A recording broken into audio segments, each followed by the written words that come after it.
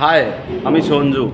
তো অনেকে আমাকে ফেসবুকে বলছে, দাদা তুফান সিনেমার যে হাইপ, তো আমরা জানতে চাচ্ছি এই সিনেমায় কাস্টিংয়ে কত টাকা খরচা হয়েছে, কোন শিল্পীকে কত টাকা দিয়ে নেওয়া হয়েছে। কারণ এখানে তো দুই দেশের শিল্পী রয়েছে, বাংলাদেশের এবং আমাদের ইন্ডিয়ার শিল্পী রয়েছে।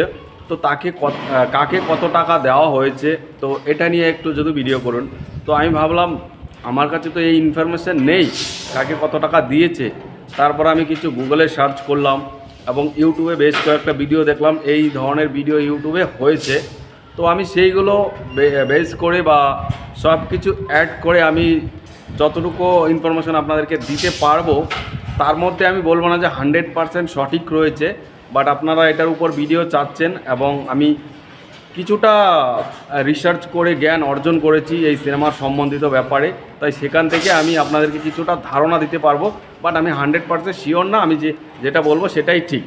আর তার আগে বলে রাখি, আমাকে ফেসবুকে যদি ফলো করতে চান, মানে ফেসবুকে যদি আমার সঙ্গে কথা বলতে চান, তাহলে চলে আসুন। এই ভিডিওর নিচে ডেসক্রিপশনে লিঙ্ক দিয়ে রাখবো, সেম নাম রয়েছে সঞ্জু স্টেশন। যাই হোক, এবার মোদ্দা কথায় আসি। দেখুন, এই সিনেমার কাস্টিংয়ে আমি যেটা শুনতে পারছি, 3 থেকে 4 কোটি টাকা নাকি শুধুমাত্র কাস্টিংয়েই ব্যয় করা হয়েছে। এই সিনেমার বাজেট নাকি 10 থেকে 12 কোটি টাকা, কেউ কেউ বলছে 15 কোটি টাকা, বাকিটা আপনারা কমেন্টে জানাবেন। তো এই সিনেমার কাস্টিংয়ে এই সিনেমার যে সেকেন্ড হিরোইন নাবিলা, তাকে নাকি 5 লক্ষ টাকা দেওয়া হয়েছে, এতটুকু শোনা যাচ্ছে। এবং 5 লক্ষ টাকা দিলে নতুন হিরোইনের জন্য আমি মনে করি বড় সিনেমায় অফার, শাকিব খানের সিনেমায় অফার, অনেক বড় ব্যাপার, এটা ছোটো মোটো কোনো ব্যাপার না। এবং কলকাতা থেকে আমাদের মিমি চক্রবর্তীকে নেওয়া হয়েছে। তো মিমি চক্রবর্তীর ডিমান্ড অবশ্যই একটু বেশি থাকবে, কারণ একই তো অন্য দেশ থেকে নেওয়া, তার উপর আবার সে পরীক্ষিত একজন হিরোইন, অনেক দিন ধরে ইন্ডাস্ট্রিতে কাজ করছে। তো সেখান থেকে দাঁড়িয়ে তার রেটটা একটু বেশি হবে। তো যতটুকু জানা যাচ্ছে, মিমি চক্রবর্তীকে নাকি 10 থেকে 11 লক্ষ টাকা দিয়ে নেওয়া হয়েছে।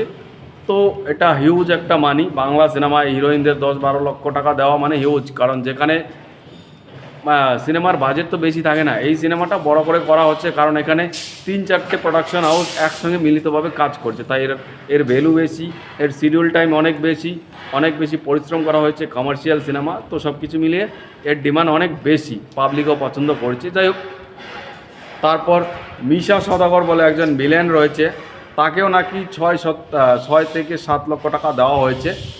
এটা আমার একটু খটকা লেগেছে যে এই সিনেমার মেন ভিলেন তো আরও রয়েছে, বাট মিশা সওদাগরকে এত টাকা দিয়ে নেওয়া, এমনিতে আমার এই লোকটাকে পছন্দ না, কারণ একই টাইপের অভিনয় করে, ডায়লগ ডেলিভারি যাত্রার মতো করে।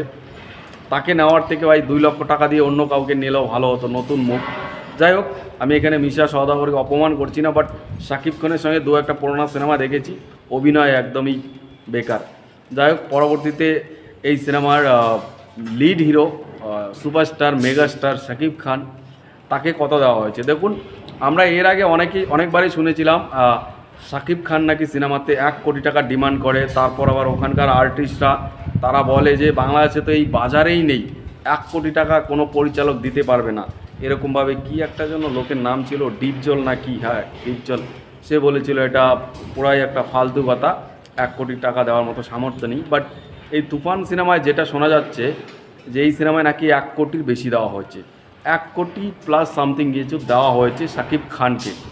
এটা হতেই পারে, কারণ এই সিনেমাটা পুরোপুরি দাঁড়াবে কিন্তু শাকিব খানের জন্যই, কারণ আমাদের এইচবিএফ যে ভরসা করেছে সেটা কিন্তু পুরোপুরি শাকিব খানকে দেখেই ভরসা করেছে। তাই এত টাকা ইনভেস্ট করে এই সিনেমাতে কাজ হচ্ছে, পুরোপুরি শুটিং ইন্ডিয়াতে করেছে, দেখতেই পারছেন এই পুরো সিনেমার গেঞ্জার। এখনও পর্যন্ত টিজার এসছে, কী লেভেলে এটাকে ট্রিটমেন্ট করা হয়েছে, গান দুটো এসে গেছে, দুটো গানেই যেইভাবে শ্যুট করা হয়েছে, পুরো ভাই ইনভেস্ট করে ইউজ একটা মানি নিয়ে কিন্তু এই সিনেমাতে নেমেছে এবং প্রপারভাবে রিসার্চ করে এই সিনেমাটাতে নেমেছে।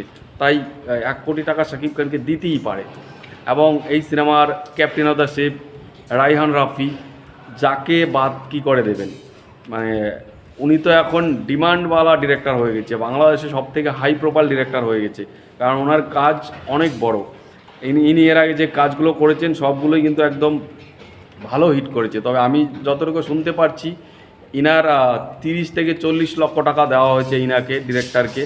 এটা আমি সঠিকটা জানি না, বাট দেখুন, আমি মনে করি উনি যে গুণী ডিরেক্টর, এর থেকে বেশি দিলেও কোনো খারাপ নয়, কারণ পুরো সিনেমাটা তো ওনার জন্যই রেডি হয়েছে।